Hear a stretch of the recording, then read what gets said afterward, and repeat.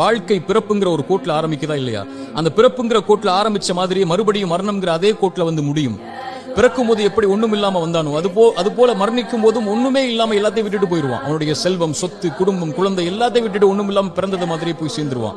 அப்ப எதுக்கு இந்த வாழ்க்கை, எதுக்கு இவ்வளவு பெரிய போராட்டம்னு கேட்கக்கூடியவங்களுக்கு இறை தூதர் இந்த 3 செயல்களை நீங்க உலகத்துல வாழும் போதே விதை போடுங்கன்னு சொன்னாங்க. அது பின்னால நீங்க அறுவடை செய்வீங்க, நீங்க மரணிச்சதற்கு பிறகு உயிரோட வாழ்வீங்க, அதன் காரணமான்னு சொன்னாங்க.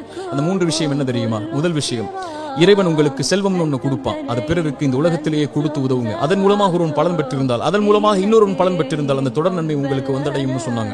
இரண்டாவது, இறைவன் உங்களுக்கு கல்வின்னு ஒண்ணு கற்றுக் கொடுப்பான். எதுவா இருந்தாலும் சரி, ஒரு எழுத்தா இருந்தாலும் சரி, அது பிறருக்கு பலன் பெற கற்றுக்கொடு. அதன் மூலமாக அவன் பலன் பெற்றிருந்தால், அதன் மூலமாக பலன் பெற்றிருந்தால் அந்த நன்மை வந்து சேரும்னாங்க.